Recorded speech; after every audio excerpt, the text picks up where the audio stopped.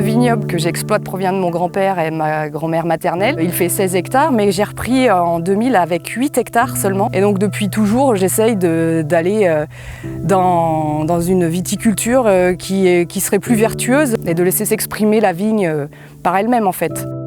On est situé ici en Grande Champagne, premier cru du Cognac, sur la commune de Segonzac. Toutes les vignes ont pour cépage l'Uni-Blanc, c'est le cépage unique qu'il y a sur l'exploitation. Au départ, quand j'ai repris le vignoble, c'était du désherbage chimique sous le rang, mais aussi en plein. C'était un petit peu la mode à l'époque. C'était des engrais chimiques à 100%. J'ai arrêté de désherber en plein assez rapidement. Ensuite, les désherbages chimiques sous le rang, donc c'est pareil aujourd'hui, c'est du désherbage uniquement mécanique, mais en acceptant d'avoir de l'herbe. L'objectif, c'est vraiment d'avoir un sol vivant, une biodiversité, une microfaune présente. Aujourd'hui, je suis complètement en engrais organique, en raisonnant mes apports d'azote au strict minimum, de façon à ce que la vigne soit autonome. Je développe maintenant des couverts végétaux avec la perspective à long terme de ne plus mettre d'engrais organiques du tout et que le sol soit vivant et il y a un équilibre qui se crée. Voilà.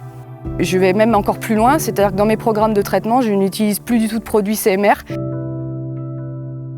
C'est Léa, l'ingénieure de la Chambre d'agriculture, qui est venue me demander si je voulais intégrer le groupe Défi. Finalement, je me suis rendu compte que j'attendais que ça, de pouvoir apporter moi aussi peut-être ma façon de faire, ma façon de voir, et surtout d'échanger avec des personnes qui sont dans le groupe depuis plus longtemps et qui ont une expérience plus longue.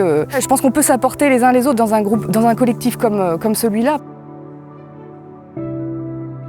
Le réseau Défi, il existe depuis 2011 à la Chambre d'agriculture de Charente. On en est au 3e renouvellement. Ça dure 5 ans, un réseau Défi. Et on est 11 viticulteurs et viticultrices qui se sont rencontrés en début d'année. Et donc là, on est parti pour travailler ensemble pendant 5 ans et échanger sur nos façons de faire. Le but, en fait, c'est de créer de l'échange entre les viticulteurs et de tester des choses innovantes et d'aller le plus loin possible dans la réduction des produits phytosanitaires. On fait 4 réunions par an, par groupe, et après on peut retrouver d'autres groupes tout au long de l'année dans d'autres réunions. Les échanges se créent souvent autour de la convivialité, c'est souvent là où vraiment les gens s'ouvrent. Et il y a plein de petites astuces à retrouver sur un site internet Ecophytopic. J'ai plus peur en fait d'aller plus loin et de faire des essais et de me dire que bah oui, j'ai de l'herbe, je fais des essais de couverts végétaux, je fais de l'éco-pâturage, ça m'apporte beaucoup, ça m'a fait évoluer et ça me conforte vraiment dans l'idée de continuer à faire mieux et ça me fait, oui, c'est un plaisir vraiment, c'est un vrai plaisir. On voit que ça fonctionne, on a des données, des résultats qui montrent qu'on ne nuit pas au rendement et à la qualité de notre produit.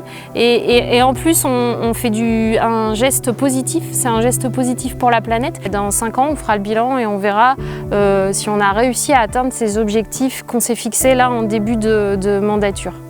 Vous êtes viticulteur charentais et souhaitez en savoir plus sur la démarche et intégrer le réseau, n'hésitez pas à contacter la Chambre d'agriculture de Charente et rendez-vous sur le site Ecophytopic. À bientôt!